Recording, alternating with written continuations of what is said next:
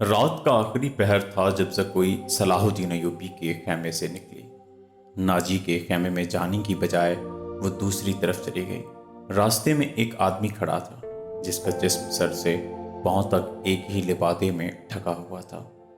اس نے دھیمی سی آواز میں زکوئی کو پکارا۔ وہ آدمی کے پاس چلی گئی۔ وہ آدمی اسے ایک خیمے میں لے گیا۔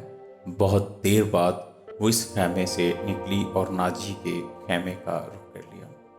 ناجی اس وقت تک جاگ رہا تھا اور کئی بار باہر نکل کر صلاح الدین ایوبی کے خیمے کو دیکھ چکا تھا کہ زکوئی نے صلاح الدین ایوبی کو پھانس لیا ہے اور اسے آسمان کی بلندیوں سے گھسیٹ کر ناجی کی ذہنیت کی بستیوں میں لے آئی ہے۔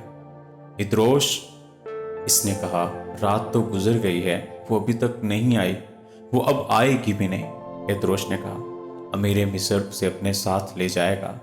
ایسے ہیرے کوئی شہزادہ واپس نہیں کیا کرتا۔ تم نے اس پر بھی غور کیا ہے؟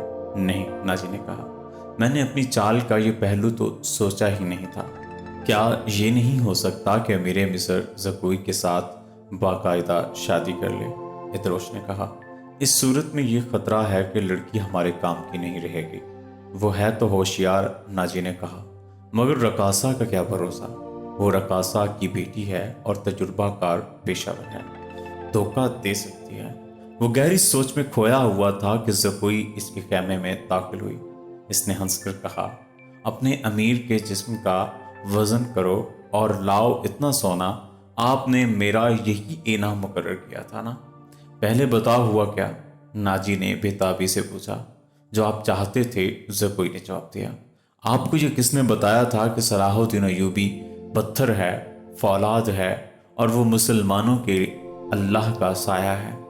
اس نے زمین پر پاؤں کا ٹھڈا مارا، کہا، وہ اس ریت سے زیادہ بے بس ہے جسے ہوا کے ہلکے ہلکے جھونکے اڑاتے پھرتے ہیں۔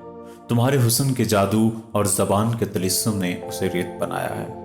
ادروش نے کہا، ورنہ یہ کمبخت چٹان تھا۔ ہاں، چٹان تھا، زکوئی نے کہا، اب ریتلا ٹیلا بھی نہیں ہے۔ ناجی نے پوچھا۔ ہاں، زکوئی نے جواب دیا۔ پوچھتا تھا ناجی کیسا آدمی ہے؟ میں نے جواب دیا کہ مصر میں اگر کسی پر آپ کو اعتماد کرنا چاہیے تو وہ صرف ناجی ہی ہو سکتا ہے۔ اس نے پوچھا کہ تم کس طرح اسے جانتی ہو؟ میں نے کہا کہ وہ میرے باپ کے گہرے دوست ہیں۔ ہمارے گھر گئے تھے اور میرے باپ سے کہتے تھے کہ میں صلاح الدین ایوبی کا غلام ہوں، مجھے سمندر میں کودنے کا حکم دیں گے تو کود جاؤں گا۔ پھر اس نے مجھ سے پوچھا کہ تم باسمت لڑکی ہو؟ میں نے کہا کہ میں آپ کی لونڈی ہوں۔ آپ کا ہر حکم سر آنکھوں پر۔ کہنے لگا کہ کچھ دیر میرے پاس بیٹھو۔ میں اس کے پاس بیٹھ گئی۔ پھر وہ اگر پتھر تھا تو موم ہو گیا اور میں نے موم کو اپنے سانچے میں ٹھان لیا۔ اس سے رخصت ہونے لگی۔ اس نے مجھ سے معافی مانگی، کہنے لگا کہ میں نے زندگی میں پہلا گناہ کیا ہے۔ میں نے کہا، یہ گناہ نہیں، آپ نے میرے ساتھ دھوکہ نہیں کیا، زبردستی نہیں کی، مجھے بادشاہوں کی طرح حکم دے کر نہیں بلایا، میں خود آئی تھی، پھر بھی آؤں گی۔ لڑکی نے ہر ایک بات اس طرح کھل کر سنائی جس طرح اس کا جسم عریاں تھا۔ ناجی نے جوش مسرت سے اسے اپنے بازوؤں میں لے لیا۔ ادروش زکوئی کو خراج تحسین اور ناجی کو مبارکباد پیش کر کے خیمے سے نکل گیا۔